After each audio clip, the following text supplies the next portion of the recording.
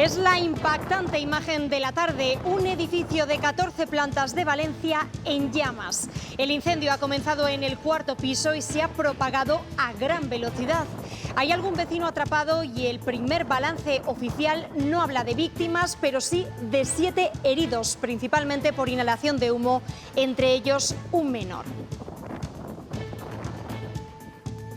Es la imagen en directo que nos llega desde ese barrio de Valencia en el que se ha producido este incendio en un edificio de 14 plantas y de 138 viviendas. Como les decíamos, los bomberos han instalado un campamento, siguen trabajando en ello, y los servicios sanitarios han instalado un campamento de emergencia.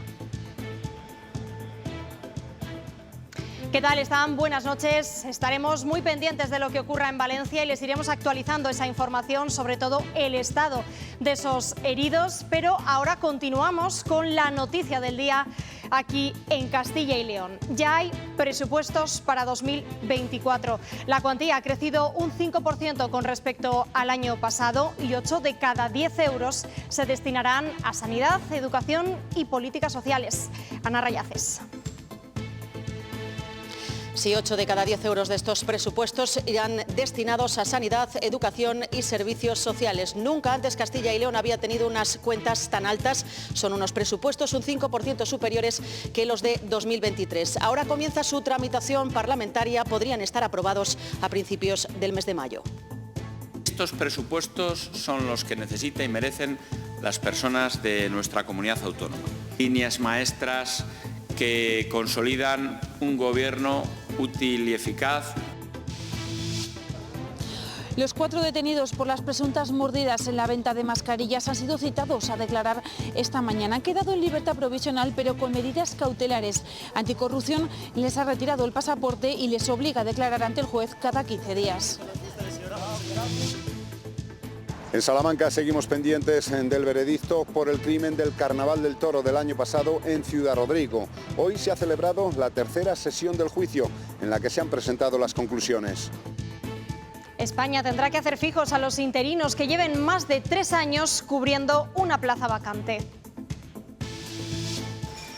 Una sentencia del Tribunal de Justicia de la Unión Europea considera que encadenar tantos contratos temporales vulnera normativa comunitaria y además afea que la legislación española no penalice el abuso de la temporalidad. En 2023, 12 personas fallecieron víctimas de accidentes con patinetes eléctricos. Hoy analizaremos cómo se producen y atención, porque según la DGT, el 50% de estos accidentes podrían haberse evitado cumpliendo las normas. Vuelve la nieve a Castilla y León. Están activos los avisos desde esta madrugada en zonas de montaña de varias provincias, entre ellas Segovia, aunque también podría nevar en cotas más bajas. Enseguida lo vemos. El investigador burgalés Adolfo García Sastre ha recibido esta tarde el premio especial Diagnóstico que entrega Castilla y León Televisión. Es la primera edición de unos galardones que reconocen el trabajo de profesionales, empresas e instituciones sanitarias. Hoy comienza en Valladolid la 7ª edición del Foro de la Cultura, donde este año se hablará y se reflexionará sobre el humor. En unos momentos se lo contamos. Castilla y León ya tiene presupuestos para 2024. Llegan con retraso, pero son los más elevados de la historia. El 80% de la inversión va destinada a políticas sociales. La partida que más aumenta es la de familia. Ana Rayaces. Sí, la Junta va a destinar 8 de cada 10 euros del presupuesto a políticas sociales, es decir, a sanidad, educación y servicios sociales. Son las cuentas más altas que ha tenido Castilla y León, los presupuestos un 5% superiores a los de 2023. Ahora comienza su tramitación parlamentaria, eso podría durar aproximadamente unos 2 meses y podrían estar aprobados a principios del mes de mayo con la mayoría absoluta que tienen en la Cámara Partido Popular y Vox. Son los terceros presupuestos de Alfonso Fernández Mañueco. Los presupuestos más altos de nuestra historia. Y los segundos con Vox en el gobierno. Día histórico para Castilla y León. Unas cuentas que el presidente ha querido dejar muy claro, no son de un partido u otro. Estos son los presupuestos del gobierno de Castilla y León. La prueba, asegura Mañueco, de que la coalición funciona. Todo el presupuesto tiene una orientación que tiene como objetivo luchar contra la despoblación. En torno a ese eje se han diseñado unos números realistas. Eso es lo que defiende la Junta, donde la inversión social es protagonista. El vicepresidente nosotros estamos haciendo un esfuerzo por apoyar la natalidad. Ha hecho especial mención a las familias. El campo también ha estado presente. Vamos a estar siempre al lado de los agricultores y ganaderos. Vamos a estar allí cuando más lo necesiten. Y sobre impuestos. Hay otras administraciones que fríen a impuestos a las empresas. Pero la Junta, tal y como según su presidente se ven estas cuentas, hace lo contrario. Unos presupuestos que, aseguran los dos, demuestran que el suyo es un gobierno útil y eficaz. Y en esto también un gobierno útil y eficaz. Han intentado mostrar que su pacto de gobierno vive un buen momento. Sí, más allá del balance que han hecho hoy los socios de gobierno, por bajar un poco más al detalle, decir que en 2024 habrá inversiones reales en todas las provincias de Castilla y León y que hoy se ha definido aquí a la agricultura como un sector estratégico con 1.500 millones de euros del presupuesto. Esta es la letra pequeña de las cuentas para este año. De los 14.500 millones de euros del presupuesto, 11.800 se destinarán al gasto de las consejerías y de nuevo será la de Sanidad la que se lleve la mayor parte, el 41%, con un crecimiento de las inversiones del 11%. A ella le siguen la de Educación y la de Familia, que es la que mayor incremento registra, del 8%. 2.369 millones de euros en ayudas a la dependencia, en acceso a la vivienda, las becas para los estudiantes, ayudas al transporte. Tras estos departamentos de mayor carácter social, la Consejería de Agricultura es la que mayor peso adquiere, con un incremento importante del 6,5%. Si se suman los fondos de la PAC, es la tercera con mayor presupuesto. En esos mismos niveles crecen las consejerías de Medio Ambiente y Presidencia. La única que recorta el dinero que manejará es la de Economía y Hacienda, con una disminución de los fondos europeos. El nivel máximo se alcanzó en el año 2023 y a partir de entonces se inicia una senda descendente y esta senda es más pronunciada en algunas de las consejerías. Estos presupuestos plantean una fiscalidad moderada con unas bonificaciones de 664 millones. Los beneficios fiscales incorporados este año prácticamente implican duplicar casi los que existían en el 2021 e incrementar un 16% los del ejercicio anterior. Mañana se registrarán estas cuentas en las Cortes Regionales, con lo que se iniciará su tramitación, que se prolongará durante unos 2 meses. Y prácticamente en el ecuador de la legislatura, el presidente de la Junta ha defendido que a día de hoy su gobierno con Vox funciona. Si sigue así, dice Mañueco, la coalición llegará hasta el final. Lo que puedo decir respecto a la legislatura, que estamos convocados a elecciones mientras este gobierno sea útil y eficaz para el año 2026. Nos tenemos un aprecio personal sincero y una relación cordialísima y que confiamos ambos en que vamos a agotar la legislatura.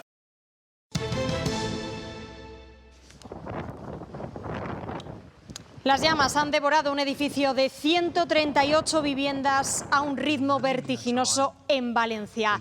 El incendio comenzó en la 4ª planta a las 5:30 de la tarde, pero el fuego se ha expandido con extrema virulencia. ¡Qué locura!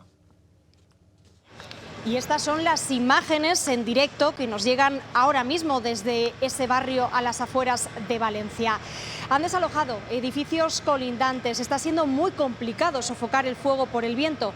La Generalitat ha pedido ayuda a la Unidad Militar de Emergencias y ha instalado un hospital de campaña. En algunas imágenes durante la tarde hemos visto a vecinos atrapados en un balcón, pero en este momento el último balance oficial es de 7 heridos, principalmente por inhalación de humo, entre ellos un menor.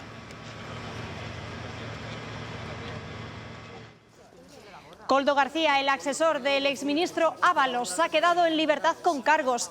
Está acusado de cobrar más de 9,5 millones de euros en comisiones ilegales por la compraventa de mascarillas durante la pandemia.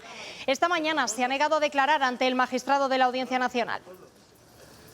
Dice el señor Ábalos que ya no tenía contacto con usted, ¿es cierto? Koldo García y Víctor Aldama, el presidente del Zamora Club de Fútbol, serían los cabecillas de una trama que consiguió adjudicaciones de 50 millones de euros para la compraventa de material sanitario. Ambos quedan en libertad, pero deberán presentarse cada 15 días ante el juez. Andrea de la Rea. La investigación continuará su curso. Anticorrupción ha solicitado la retirada de los pasaportes y la obligatoriedad de comparecer ante el juez cada 15 días. La investigación señala a Koldo García, exasesor del ministro Ábalos, y a Víctor de Aldama, presidente del Zamora, como los principales cabecillas de la trama. Hoy Ábalos no ha querido hacer declaraciones al respecto y desde el PSOE mantienen que no conocían los hechos y niegan que el cese de Ábalos como ministro fuese por este motivo. Al PP estas explicaciones no le convencen y por eso piden la salida de Ábalos inmediata del Congreso. Alfonso Fernández Mañueco reclama más explicaciones a Sánchez por el caso de Koldo García. No solo Sánchez tiene que dar explicaciones sobre este asunto, sino que tienen que pagar los responsables sobre este asunto. Los populares creen que el presidente del Gobierno actúa con hipocresía y recuerdan sus ataques contra Isabel Díaz Ayuso, porque el hermano de la presidenta madrileña fue denunciado por comisiones en la venta de mascarillas y finalmente se archivó el caso. El presidente del Gobierno que señaló a todo el mundo por casos archivados en repetidas ocasiones y que quedaron en nada, ahora se esconde. El Gobierno reprueba los hechos por los que está siendo investigado el hombre de confianza del exministro José Luis Ábalos. La vergüenza, ¿no?, de que personas en los momentos más difíciles de la pandemia pudieran hacer negocio con este tipo de cuestiones. Colaboración, como hemos hecho siempre, como he hecho siempre con la justicia. Es la reacción del ministro Torres. Cuando era presidente de Canarias, el Gobierno insular adjudicó 2 contratos a una empresa vinculada a Koldo García. Su sucesor, Fernando Clavijo, ha ordenado una investigación interna. Recabar la información. Mientras Baleares lleva meses reclamando 2,5 millones a la trama, porque le entregó mascarillas quirúrgicas cuando había pagado por FFP2. En Zamora las reacciones son de sorpresa y también de desconocimiento. El subdelegado del Gobierno reconocía esta mañana que se había enterado de esta noticia por los medios de comunicación y que en principio la Guardia Civil de Zamora no había participado en la investigación. El club rojiblanco, el Zamora, emitía ayer un comunicado asegurando que no iba a hacer declaraciones al respecto y que también se había enterado de esta noticia por los medios de comunicación. Por otra parte, hoy la plantilla y el cuerpo técnico han querido mostrar su apoyo al presidente del Zamora Club de Fútbol, que lleva ligado a este equipo desde el año 2018. El madrileño Víctor de Aldama llegaba a Zamora en mayo de 2018. Lo hacía en un momento crítico para el Zamora Club de Fútbol. Estaba a punto de desaparecer. El grupo Vivir, liderado por Aldama y Alfredo Ruiz, compraba el club y asumía la dirección. El nuevo presidente del Zamora Club de Fútbol se presentaba como empresario y abogado vinculado al sector inmobiliario, publicitario, tecnológico, hostelero, de servicios médicos e incluso de la automoción. Se convertía así en el máximo accionista del club rojiblanco y desde entonces idas y venidas y retrasos en los pagos del Zamora. Pero su vinculación con el mundo del fútbol viene de mucho más atrás. Aldama ya había intentado comprar clubes como el Cádiz o en 2011 el Córdoba. Este último a punto de formalizarse, pero Víctor de Aldama nunca llegó a pagar los 3 millones de euros del traspaso. El juicio por el asesinato de un hombre durante el Carnaval del Toro de Ciudad Rodrigo ha concluido. Esta tarde las 9 mujeres que conforman el jurado popular deliberan su veredicto. La Fiscalía ha pedido 13 años de prisión. José Ángel de Caso. Continuamos a las puertas de la audiencia provincial, pendientes del veredicto. No ha habido ninguna novedad con respecto a la conexión que hicimos anteriormente. Recordamos que el jurado tiene 2 días para deliberar. Transcurrido ese plazo, el magistrado presidente podrá convocarles. Si ninguna de las jurados expresara dudas sobre el aspecto del veredicto, el magistrado presidente emitirá dictamen. Dani Alves ha sido condenado a 4 años y medio de cárcel por violar a una joven en los baños de un reservado de una discoteca de Barcelona. La Fiscalía pedía 9 y la acusación particular 12. Los magistrados de la Audiencia Provincial de Barcelona dan credibilidad a la víctima. Consideran probado que el futbolista usó la violencia para agredirla sexualmente y le aplican una pena más baja porque ha indemnizado económicamente a la víctima con una cuantía superior a la habitual. En medio de gran expectación mediática llegaba Dani Alves a la Audiencia de Barcelona. En los calabozos, junto a su abogada, recibía la sentencia. ¿Señor Alves está entero? Los magistrados consideran probado que el futbolista agredió sexualmente y con violencia a la víctima de 23 años en los baños de una discoteca de Barcelona en diciembre de 2022 y han descartado el atenuante de embriaguez. Vamos a recurrir la sentencia, que sigo creyendo y defendiendo la inocencia del señor Alves. Con una amplia argumentación sobre el consentimiento, el tribunal expone que este no solamente puede ser revocado en cualquier momento, sino que también es preciso que se preste el consentimiento para cada una de las variedades sexuales dentro de un encuentro sexual.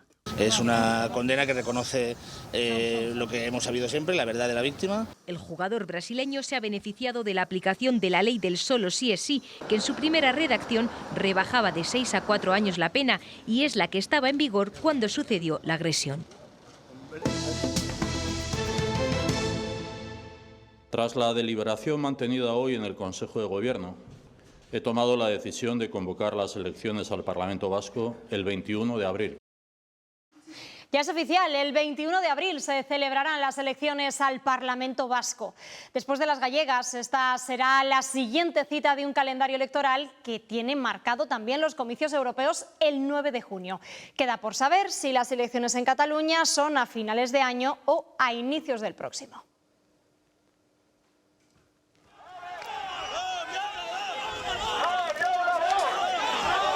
Nueva jornada de protestas del campo, como están viendo, y un día más de cargas policiales. Hoy las hemos visto en 2 puntos, en Algeciras y en Valencia. Los agricultores han intentado bloquear los puertos y se han vuelto a vivir momentos de tensión con la policía. Desde que arrancaron las movilizaciones se han detenido en total a 56 personas. El Tribunal de Justicia de la Unión Europea insta a España a convertir en trabajadores fijos a todos los interinos que lleven más de 3 años cubriendo una vacante para evitar la precariedad. Los magistrados consideran que la legislación española no ayuda a evitar el abuso de las contrataciones temporales que hacen las administraciones públicas y que los procesos de consolidación de empleo son insuficientes. Las trabajadoras de Castilla y León cobran 5.500 euros menos al año que sus compañeros por desempeñar el mismo empleo. La brecha salarial se sitúa en el 20% por encima de la media nacional y se agranda a partir de los 35 años. Las reducciones de jornada por el reparto desigual de los cuidados tras la maternidad penaliza económicamente a las mujeres. Actualmente, el 22,7% de las mujeres asalariadas en Castilla y León trabaja a jornada parcial, frente a un 5,3% de los hombres asalariados. Si las mujeres asalariadas trabajaran a jornada completa con la misma intensidad que los hombres, se eliminaría el 70% de esta brecha.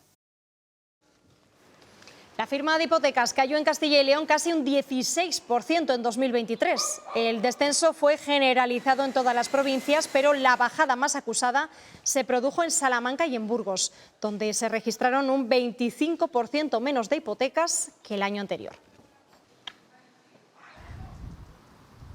Los datos de las hipotecas ya dan síntomas de lo que está ocurriendo en el mercado inmobiliario. Hoy hemos conocido que en 2023 la compraventa de viviendas experimentó un retroceso. En concreto, en Castilla y León cayó un 3%. Es una bajada menor que en la de la media nacional, que fue del 10% después de 2 años de crecimiento consecutivo. Los datos se deben a la subida de los tipos de interés y a que los precios siguen subiendo. El mercado inmobiliario en 2023 se enfrió. Realmente el 21 y el 22 fueron muy buenos. El año de la pandemia hubo muy poca actividad, probablemente había operaciones retenidas. Y el año pasado, además, entró en juego la subida de los tipos de interés. Las hipotecas a tipo variable llevan 2 años encareciéndose muy significativamente, con lo que hay crecientes dificultades para adquirir una vivienda. Pero es que si hablamos de alquiler, la nueva ley provocó que muchos propietarios retirasen sus viviendas del mercado. La falta de oferta, la falta de nueva construcción está siendo una variable clave. Es decir, en España hacen falta más viviendas disponibles para la venta y para el alquiler. Pero hay problemas estructurales. Tenemos que corregir de alguna manera esa falta de mano de obra y ese problema que tenemos con las materias primas por la inestabilidad que hay en los mercados, en la geopolítica y en los suministros en general. Con demanda, pero sin oferta, los precios suben. Aquí la gran medida es que todas las administraciones, la central, las comunidades autónomas y los ayuntamientos, que son los que tienen que poner el suelo, actúen de una manera coordinada. Todo apunta a que en 2024 bajarán los tipos, sumando más interesados y haciendo que los precios se mantengan alcistas. Montar en patinete eléctrico sigue siendo a día de hoy poco seguro. El año pasado 12 personas perdieron la vida en siniestros de este tipo, uno de ellos un joven de 14 años, y se produjeron hasta 40 accidentes. En muchos de ellos no se cumplían las normas de seguridad, como por ejemplo respetar los semáforos. Castilla y León sigue siendo a día de hoy una de las comunidades con mayor incidencia grave. Son las 2 normas básicas con las que todos deberíamos cumplir antes de subirnos a nuestro patinete. Las prendas de alta visibilidad no son obligatorias, son altamente recomendables y el casco pues es un salvavidas. Según la DGT, el 50% de las víctimas mortales en España podría haberse evitado de haber cumplido con las normas de circulación. Para ellos el semáforo no existe. Ellos son los reyes de la ciudad. Patinete eléctrico no es un juguete, es un vehículo, tiene riesgos y a veces esos riesgos causan mucho dolor y muchas tragedias. En Robledo de Torío, en León, un joven de 14 años perdió la vida el año pasado al colisionar con otro vehículo. Es un peligro. En Castilla y León cerca de 34 y es una de las regiones, las comunidades autónomas con mayor siniestralidad grave. Pero si nos fijamos, la infracción más recurrente continúa siendo esta. Te pegan cada susto porque vas por las aceras y de pronto te pasa. Debería de haber algún carril específico para ello. La opción más segura para circular en patinete eléctrico es utilizar los carriles bici. 2023 cerró con un balance muy negativo, 12 víctimas mortales y alrededor de 4.000 heridos, un 77% más que el año anterior. Por eso los ayuntamientos trabajan por endurecer cada vez más sus normativas.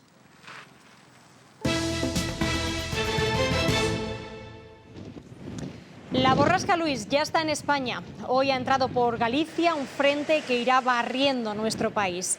Han estado activados durante el día los avisos por nivel rojo en toda la costa gallega por olas que han superado los 9 metros de altura. Y aquí en Castilla y León esos avisos han sido por viento. En La Pinilla, en Segovia, se han superado los 115 kilómetros por hora. Mañana llegará la nieve y el bajón de las temperaturas. Las máximas no alcanzarán los 10 grados.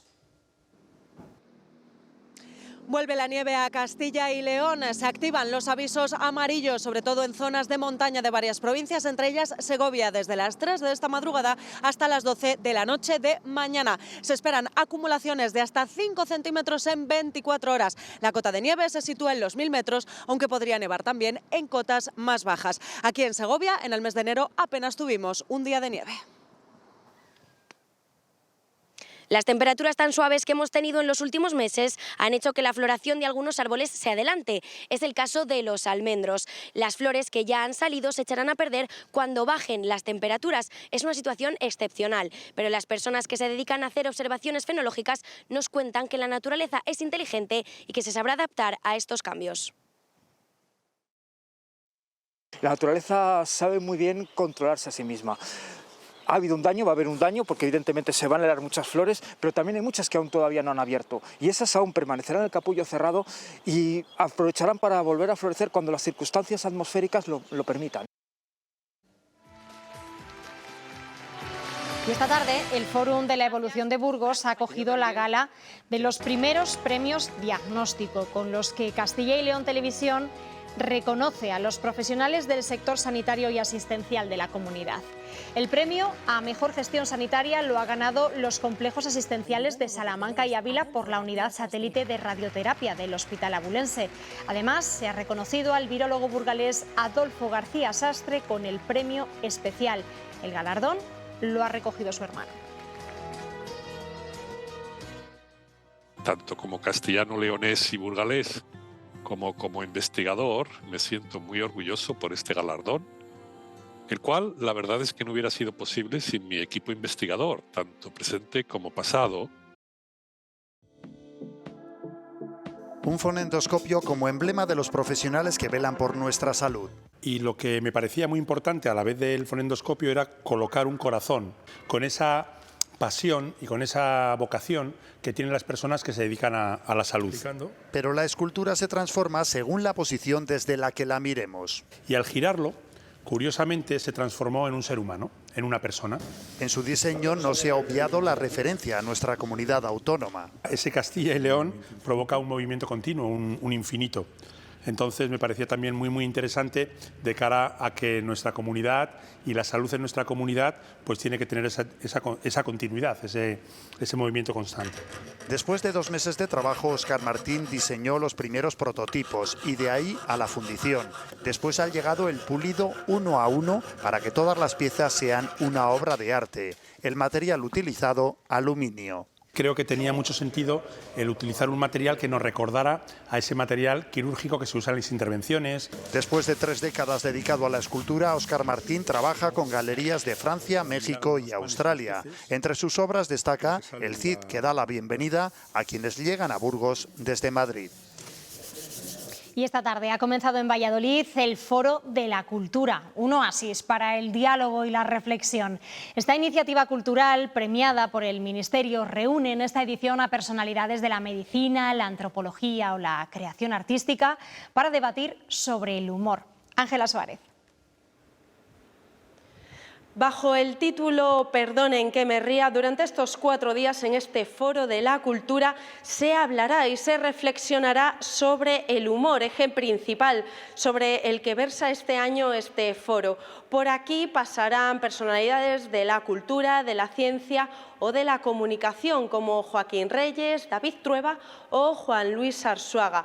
Hoy ha dado comienzo en las Cortes de Castilla y León la primera ponencia y ha contado, entre otras personas, con el actor de doblaje que pone voz a Homer Simpson. No, la verdad no me lo creía. Digo, un pobrecito actor de doblaje invitado a lo que es este evento, que es una cosa muy seria y muy importante. Digo, hombre, parece que ya están dando un poco de importancia a los actores de doblaje. Mira, me gusta, entre Sigourney Weaver en los Goya y la invitación al Foro del Humor. El Centro Cultural Miguel Delibes, también de Valladolid, se transforma en un gran escenario para las compañías de artes escénicas de Castilla y León hasta finales de abril. Allí se celebra el ciclo Comunidad a Escena, que ofrece 12 montajes de circo, danza o teatro para público familiar. Repasamos los 8 pasos seguidos. Deporte y música para atrapar a los primeros que llegan al Centro Cultural Miguel Delibes. Y procurad. Después comienza la obra ¿Qué mujer prodigio soy?, en la sala de teatro experimental. Trata de 3 escritoras del siglo XVII que se vienen al siglo XXI y a contarnos sus vidas, su obra y a interrelacionar entre ellas. Indicar su nombre y su legado. Es un clásico adaptado. Una obra para todos los públicos. Hemos hecho funciones para público adolescente, que les resuenan mucho menos estas autoras. Entonces había mucha expectación. Hablar de su trayectoria. Textos actualizados para también captar a los más jóvenes y precios para todos los bolsillos. Las entradas rondan los 10 euros. El precio es muy módico para que pueda venir cualquiera, no solamente la gente que tiene posibles. Sevilla. Y mucha variedad. En esta 4ª edición participan más de una decena de compañías de Castilla y León.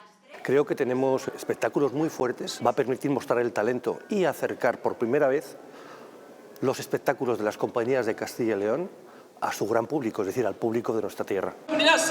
Así son las obras que llenarán el Auditorio vallisoletano hasta finales de abril. Interpretación, danza y mímica para hacer que el público conozca el talento que existe en nuestra comunidad.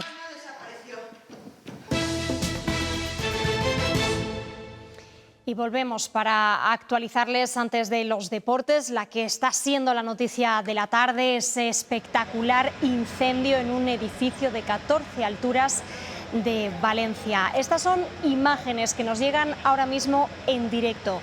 Los bomberos, con la ayuda de la Unidad Militar de Emergencias, están intentando controlar las llamas. Sabemos ya que se han pasado a un edificio anexo y que hace unos minutos han conseguido rescatar con 2 grúas a un padre y a una hija que se encontraban atrapados en uno de los balcones del edificio en llamas. Han sido trasladados al hospital 7 personas por inhalación de humo y con diferentes heridas, entre ellas hay una menor y también varios bomberos.